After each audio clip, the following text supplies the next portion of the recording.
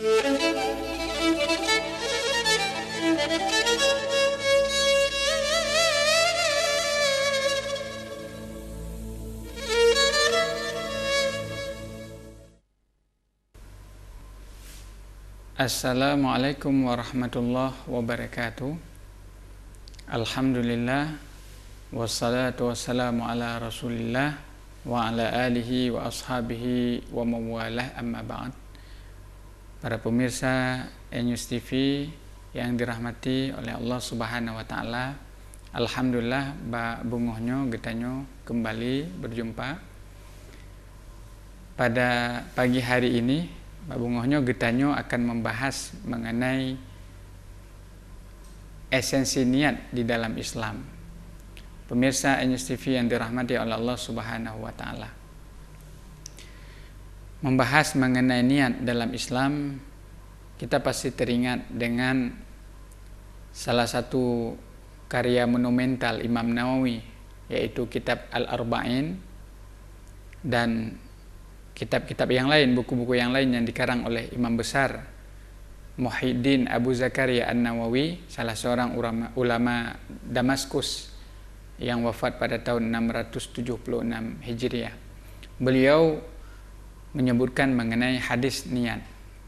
Nah, sebelum kita menjelaskan bagaimana kedudukan niat, pentingnya niat di dalam Islam, kita akan membahas terlebih dulu Imam Nawawi dengan karya-karyanya tersebut. Pemirsa News TV yang dirahmati oleh Allah Subhanahu wa taala. Imam Muhyiddin Abu Zakaria An-Nawawi adalah salah seorang ulama besar yang disepakati oleh seluruh para ulama lainnya, baik yang sama pikiran dengan beliau ataupun berbeda pandangan dengan Imam Nawawi. Beliau wafat tahun 676 Hijriah, menghibahkan seluruh hidupnya untuk ilmu. Beliau wafat dalam usia 45 tahun dengan karya-karya monumentalnya yang sampai hari ini terus dijadikan rujukan di berbagai belahan dunia. Bahkan beliau wafat sebelum beliau menikah. Beliau tidak menikah. Imam Nawawi rahimahullahu rahmatan wasi'ah. Imam Nawawi oleh para ulama disebutkan ada 3 ciri khas daripada Imam Nawawi, karakteristik yang melekat pada diri seorang Nawawi. Yang pertama, Imam Nawawi adalah terkenal dengan ghazaratul ilm, yaitu ilmunya yang luas. Ilmunya yang luas. Ini terbukti dengan banyak karya tulis Imam Nawawi dalam fikih, misalnya kitab Minhajut Talibin yang kemudian disyarah oleh Ibnu Hajar Haytami dalam kitab Tuhfah, disyarah oleh Imam Ramli dengan Nihayahnya, disyarah oleh Jalaluddin Al-Mahalli, disyarah oleh Qulyubi wal Umairah dan para ulama yang lain. Karya tersebut, artinya semua para ulama menerima karya Imam Nawawi tersebut dan menganggapnya sebagai karya ilmiah yang menjadi rujukan dunia, khususnya dalam mazhab Syafi'i. Bahkan ada karya beliau yang bersifat ensiklopedi hukum Islam yang 20 sampai 27 jilid dalam cetakan terbaru, yaitu Majmu' Syarah Muhadzab karya Imam Nawawi.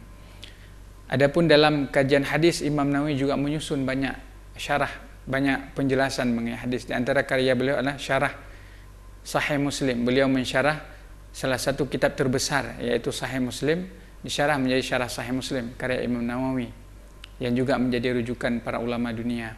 Beliau juga menyusun kitab Riyadhus Shalihin yang oleh para ulama disebutkan bahwa kitab ini kitab wajib yang harus ada pada rumah setiap hamba Allah. Jadi Riyadhus Shalihin. Ada pula kitab Al-Adhkar yang berisi di sana ada cara doa dan hadis-hadis yang berkenaan dengan zikir dan lain-lain. Kemudian ada juga karya yang lain yang begitu monumental juga, yaitu Arba'in Nawawi yang berisi 42 hadis. Banyak para ulama yang menyusun Arba'in, tetapi karya Imam Nawawi berada pada tingkatan yang pertama. beliau menyeleksi hadis 42 hadis atau arba'in tersebut dari ratusan ribu bahkan hadis yang beliau hafal, karena beliau seorang ulama besar di dalam bidang hadis. Beliau banyak mengkaji hadis Rasulullah SAW. Yang kedua, sifat Imam Nawawi, beliau adalah zuhud. Beliau zuhud pada dunia, karena Rasul menyatakan dalam sebuah hadis, izhad fid dunya yuhibbukallah. Zuhudlah di dunia, insya Allah akan mencintai engkau. Dan zuhudlah apa yang ada di si manusia, sehingga manusia suka kepadamu. Jadi Imam Nawawi menerapkan zuhud di dalam hidup. Diceritakan bahwa dalam sehari semalam beliau makannya satu kali, minum satu kali, makan cuma satu biji kurma ataupun setengah kurma, sebutkan demikian.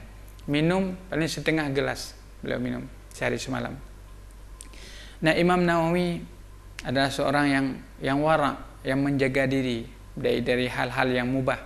Beliau sangat menjaga diri, sehingga salah seorang imam besar, ada yang menyebutkan beliau sampai derajat mujtahid, yaitu Imam Taqiyuddin As-Subki, ulama besar dalam mazhab Syafi'i. Ketika Nawawi wafat, meninggal beberapa waktu, ketika Taqiyuddin Subki datang ke sana ingin berkunjung kepada Imam Nawawi wafat. Setelah wafat Imam Nawawi, Subki sampai di tempat Imam Nawawi biasa mengajar di sana, di daerah Darul Hadis di sana. Kemudian ditanyakan di mana Imam Nawawi biasa duduk. Ditunjuklah tempat Imam Nawawi duduk.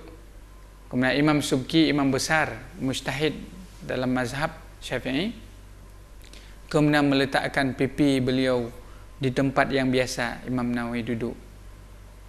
Wa fi daril hadisi latifun ma'na. Di Darul Hadis ada sebuah kenangan, beliau sebutkan.